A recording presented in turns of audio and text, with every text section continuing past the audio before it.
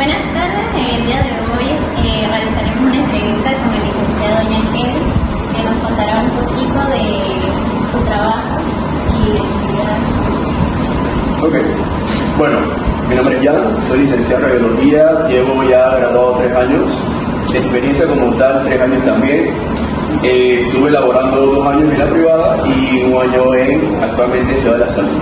Me dedico al departamento de radiología digital. Realizaremos una pregunta sobre la investigación. Usted nos va a contar sobre su experiencia con este tema.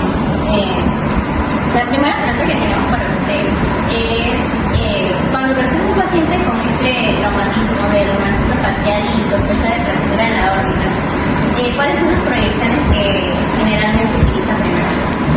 Ok, primero hay que ver cómo llega el paciente, ¿vale? Si el paciente llega ya con una venda o llega ensangrentado, lo primero sería para mí la lateral, izquierda-derecha, porque evitamos acercar la nariz o el posible hueso afectado al buki, ensuciarlo o contaminar al paciente como tal. Así que esas serían mis 2 primeras predicciones. Ya dependiendo de esas, entonces prosigo a la Waters y puedo hacer las oblicuas, tanto de órbita, para incluir una órbita oblicua del hueso propio de la nariz o del piso de la órbita como tal. No te conozco, ¿qué tal? ¿Cuáles son los errores de posicionamiento mayormente causados para hacer estas proyecciones? ¿Y cómo puede evitarse para obtener esta diagnóstica de buena calidad? Bien, los errores más comunes, primero, a mi experiencia y observación, es la dosis que uno le coloca. Por general, para ver el hueso propio de la nariz o perfilograma, en este caso, traumatismo de cara, la dosis es esencial, ya que estamos manejando huesos pequeños y necesitamos entonces darle poco kilovoltaje con una condensación de miliamperes por segundo adecuada para no quemar como tal el hueso y como tal las partes adyacentes del mismo. Me gustaría que como profesional nos mencionara algún truco, técnica o ya sea una recomendación práctica que utilice usted a la hora de posicionar al paciente para lograr una mejor visualización del estudio. Bien, como mencioné al principio, hay que ver cómo llega el paciente. Entonces, digamos que un paciente que opera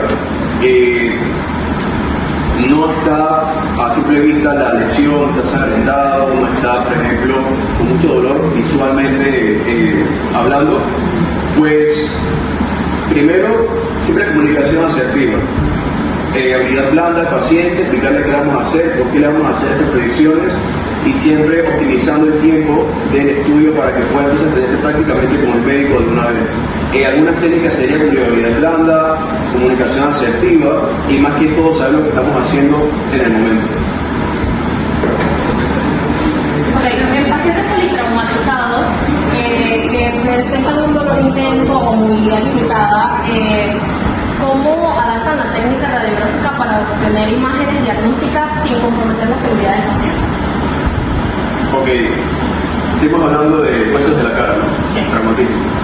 Bien, para asegurarnos que asegurar al paciente como tal, primero uso de guantes, siempre también inculcar la parte de salud pública, tanto al paciente como nosotros mismos, ya que son pacientes traumatizados. Entonces el uso de guantes, mascarillas, limpiar los equipos y, como les digo, hacerlo en una conjunción básicamente con las técnicas que aprendemos en la práctica o con los docentes de posicionamiento, optimización de dosis y básicamente habilidad blanda. Ese círculo es una sinergia entre cada punto para asegurar el paciente como tal.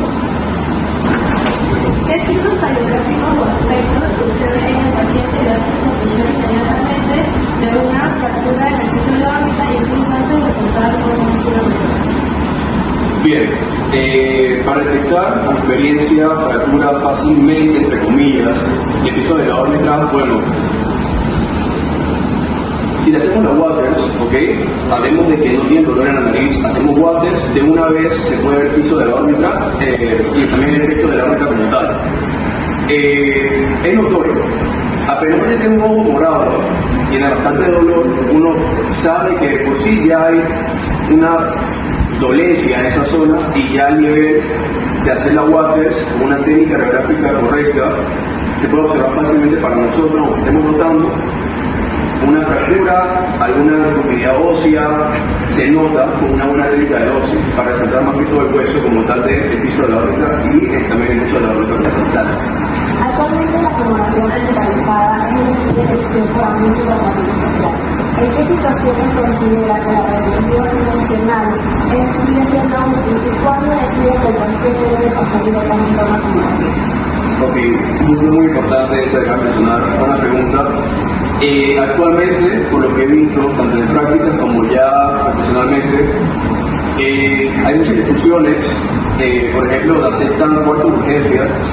A veces el paciente es direccionado específicamente a radiología convencional o digital. En el caso anterior, si no se puede observar fácilmente una fractura con una buena dosis del piso o del techo de la órbita, pues ya el médico como tal, el traumatólogo, decidirá si es mejor llevarlo a tomografía.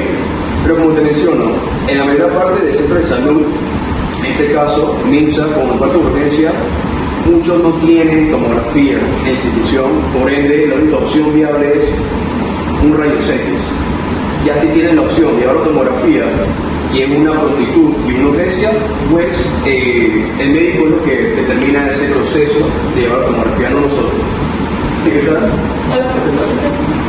Ok, ahora les pregunto justamente acerca del papel que desempeña como radiólogo de la llegada de un paciente con algún tipo de traumatismo facial para poder darle un buen diagnóstico de eficacia óptima.